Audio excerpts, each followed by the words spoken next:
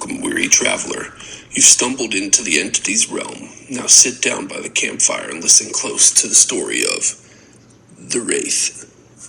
Philip Ojomo came to this country without anything than hope for a new beginning. He was happy as he got offered a job at Auto Haven Wreckers, a small scrapyard where bribed cops turned a blind eye for the somewhat shady business that took place. Ojomo didn't care. He had seen criminal activity up close in his homeland, and as long as he didn't get involved, he let things be. He just fixed cars and handled the crusher, something he did really well. A car went in and a small metallic cube came out. It was not until one gloomy day that he, just by accident, saw some blood coming from one of the uncrushed cars. As he opened the trunk, he found a young man, gagged and with tied hands with panic-filled eyes. Ojomo freed the man, who managed to run 10 feet before Ojomo's boss stepped in and slit his throat. As Ojomo demanded answers, he got explained to him that he'd been nothing more than a simple executioner, as more or less every car had a soul in them, as this was a service the scrapyard provided to certain clients. Ojomo snapped and went ballistic. He threw his boss in the crusher and let it slowly compress. As the head stuck out, Ojomo grabbed it and pulled head and spine out of the body. Then he left and was never seen again. What follows next is additional lore that can be found in Tome 4 Conviction, the Algebra of an Infinite Night, and Tome 9.5, The Midnight Grove, The Bell from Hell. Memory 656. The boy holds his lucky bell and stares out into the growing dusk. Night is coming, and with it, the promise of monsters worse than anything his father has ever described in his campfire stories. Rumors of endless massacres terrify him, and he hopes his mother and father will return soon. They heard a radio broadcast promising safety to those hiding, and they left with others to investigate. He spent the whole day staring at the dirt road leading out of the village, waiting for them to return. A few returned with wounds and horror stories, endless stories of death, destruction, and mayhem. He didn't understand any of them. They hate us. Why? Why do they hate us? Because the radio and the television tell them to. What did I ever do to them? You were born in newly created Nigeria. That's what you did. You were born a northerner. His grandmother approaches. Did you see anything out there? Philip shakes his head. If you see anything, if you see danger, ring your father's bell and hide with the others. Philip nods his head and stares at the bell. Will they come back? His grandmother hesitates for a long moment. I don't think so, Philip. They're hiding. Tears fill his eyes as his grandmother disappears into a small thatched home. He feels a tear slip down his face and he knows, just knows, he will never see his parents again. Memory 657. Grandmother Abigail hasn't smiled for days. A terrible smell of rotting flesh drifts into their village, and she tells Philip it's the stench of decomposing cows. Philip nods, but he knows she's just trying to protect him from the truth. He heard the elders talking by the well. So many dead, and they are burning the bodies before there is an investigation. Who is burning the bodies? Killing crews. Human butchers, men paid to make his people disappear as though they were an infestation of cockroaches. A deal with the devil for money. He hates them all and tries to sleep, but can't. All he can do is stare at the door where he hopes against hope to see his parents again, but he knows they're never returning, and all he has left is grandmother Abby. Abby approaches him and lies beside him. He leans his head against her and closes his eyes and cries. He hears her mouth open to say something, but no words come out. He opens his eyes and she's crying silently. Before he can say anything, a bell rings. Her face grows hard as she grabs him by the wrist and leads him outside to a hatch. A moment later, they're underground with muted sounds of slaughter vibrating through the ground. He squirms in Abby's embrace. She holds him tighter and tighter as cries and shrieks swell into an unbearable pandemonium. He never realized humans could emit such sounds, and it's all he can do not to scream himself. He squirms and Abby covers his mouth just in case. Memory 658. Silence. Horrible, gut-wrenching silence. Philip shifts uncomfortably in their makeshift bunker and listens for something. Anything. Abby nudges him. Let's see your math skills, Philip. Maths? She's trying to distract him from the hell outside. 6 plus 24 minus 8. He works it out. 22. She smiles and nods.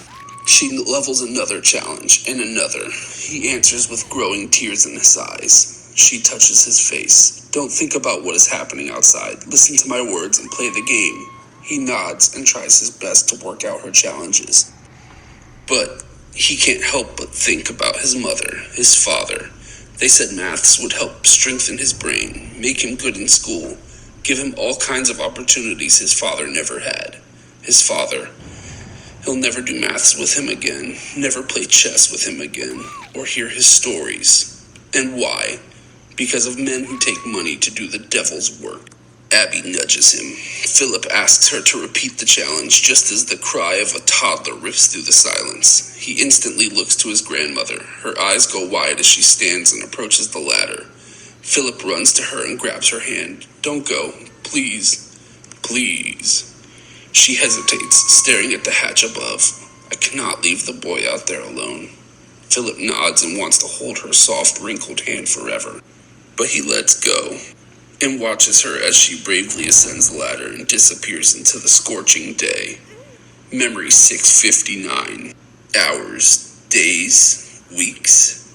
He's not sure how much time has passed. His eyes never left the hatch as he repeated countless maths problems in his head to avoid facing the truth that she has disappeared with the rest of his people. He hears her voice, her laugh, her sighs. He wants to see her again. He wants to know his parents, his friends, and neighbors.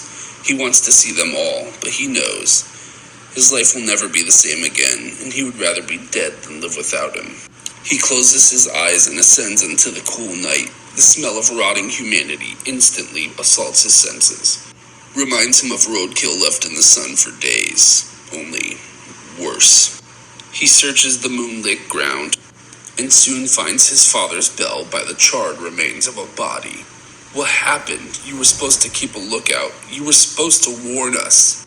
He takes the bell and cries out for his grandmother in a raspy whisper, but the whisper turns into an endless scream. He screams until he loses his voice, and all that answers back is the deafening silence of the cold, indifferent night. He falls to his knees, taps his bell with his fingers, and wishes he could just disappear from this living nightmare. Memory 660. Village to village, it's always the same scene. Death and destruction, burnt cars, homes, and bodies. His people disappearing in a seemingly endless mixture of fog and smoke. He cannot move anymore. He doesn't have the strength or the will. The smoke stings his eyes. The stench makes him want to retch with every inhale. But most of all, he can't take the silence. The horrible silence. The oppressive, dreadful, indifferent silence. He stops and sits by a tree with a vulture hovering close to him, waiting for him to die. This one wants its meat fresh, raw, not burnt or doused in kerosene. He closes his eyes for a moment and drifts away, far away. But soon he hears a voice like his mother's. He opens his eyes to see a woman and several muddied children staring at him. The mother extends her hand. You must come with me. Philip doesn't answer. He can't answer. There's no warmth or wetness in his mouth. His throat is like sand. His eyes are like tar. The woman hands him a flask and he drinks as though he's never had water before. She tells him her name is Funanya and that he should come with her. I don't want to run anymore. I want to die. The mother keeps her hand extended. And that is why you must live. You must live to tell others what happened, to bear witness. Philip stares beyond the woman and fixes his gaze on one boy and two girls. He takes Funanya's hand and together they trudge into the thick smoke and fog, refusing to be disappeared. Memory 661. Philip enters a home that's been ransacked by killing crews. There's blood splatter on the wall and a dark, familiar stench. Philip doesn't want to think about what happened to the owners. For a moment, he sees his mother approaching, but then she disappears to reveal Funanya. She approaches Philip with some salvaged school supplies. Sometimes drawing helps get your mind off things. Philip shakes his head. He doesn't want to draw and he doesn't want to do maths. He doesn't want to do anything but wake up from this terrible nightmare. He stares at the other boy, Imika, as he draws a picture of his village. He has a dozen colors to choose from, but he only uses black. Funanya doesn't understand why, but none of the colors appeal to him. It's as though he stopped seeing color. Philip stares at the picture of the colorless village and steps outside where Nikki and Chico keep watch. He shows them his father's lucky bell, though he's not sure it's so lucky anymore. He hands it to Nikki, explains she should ring it if she sees anything. Memory 662. I hate the smell of kerosene. Funanya nods and agrees with Philip. It's not the kerosene, but everything else attached to it. Nikki looks at Funanya and asks why the crews are burning everything. Funanya doesn't answer, and maybe she doesn't know. Philip turns to her. They're burning evidence. Nikki and Chica look to Funanya and she nods. Philip hears his grandmother's voice. Death plus destruction equals good business for devils disguised as humans. Philip grinds his teeth and answered the disembodied voice. They should all be killed. Those who pay for murder and those who profit from murder. Funanya stares at him. Philip, don't say such things. They are trying to take our humanity from us, and that is the one thing they cannot take unless we give it to them. Philip feels his face harden. I don't want a sermon. I want my family back. I want them to pay for what they did. Funanya puts a hand on his shoulder. Pray to the angel of mercy that we survive so that we may bear witness. Philip stares past her. At the growing night, I'd rather pray to the angel of death and watch them suffer. Forgive and be forgiven? I can't. I hate them. How can they take money to do such things? There will be justice, Philip. They will not get away with their crimes. Philip doesn't say anything. He doesn't say anything because, like his father, he believes that those with money, those who can afford killing crews and their quantities of kerosene required to burn humans by the thousand, can get away with any crime they choose to commit, even mass murder. She can pray for mercy all she likes. He'd rather pray for vengeance. Memory 663. Those who profit from murder are worse than animals. He can't take the idea out of his head that people would do such dreadful things for money. If he survives this, if he escapes this scorching hell, he'll have his revenge. He can't help but share his dark thoughts with Funanya, who says that an eye for an eye is not the way. That an eye for an eye would make the whole world go blind and plunge us into an infinite night. The world go blind? The world is already blind to what is happening to him and his people. To hell with the world.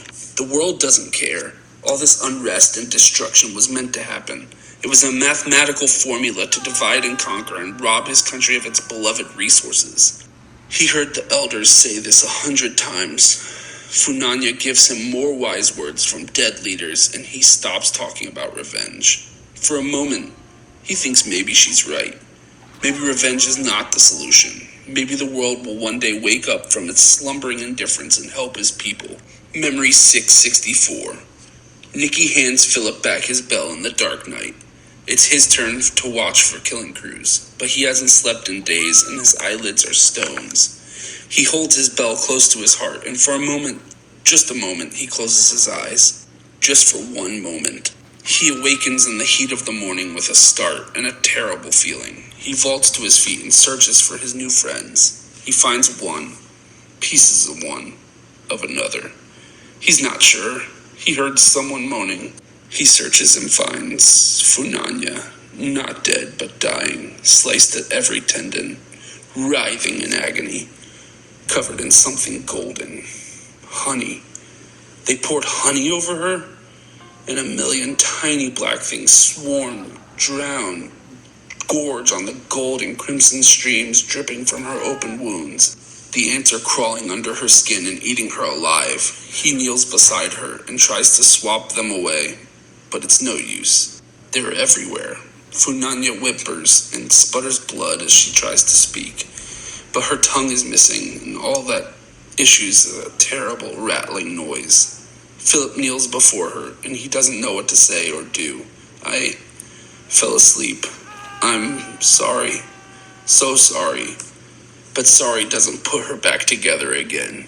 Sorry doesn't get rid of the ants or bring back the children she was protecting. She barely scratches something with her finger in the dirt. I forgive. Philip stares at the word for a long moment. Silent tears fall as he raises his hand in front of her face. She closes her eyes and waits for her suffering to end. He doesn't want to do it, but he has to. He knows he has to.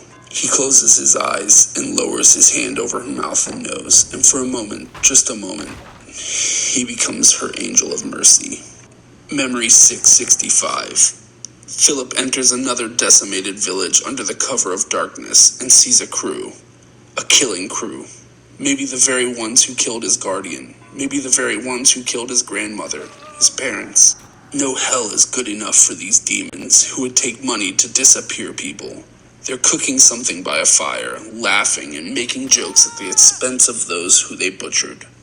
They talk about his people as though they were animals. No, less than animals. No one takes pride or ridicules the animals they slaughter. He's never seen anything like it. Dogs without humanity. That's what they are. Dogs. Rabid dogs. Nothing less, nothing more. Something ancient tugs at him. He feels darkness like a tendril from another world take hold of his young, innocent heart. Not young or innocent anymore. He hears Funanya's voice. Forgive and be forgiven. But he doesn't want to forgive, and he doesn't want to be forgiven. He wants them to suffer like they made his people suffer.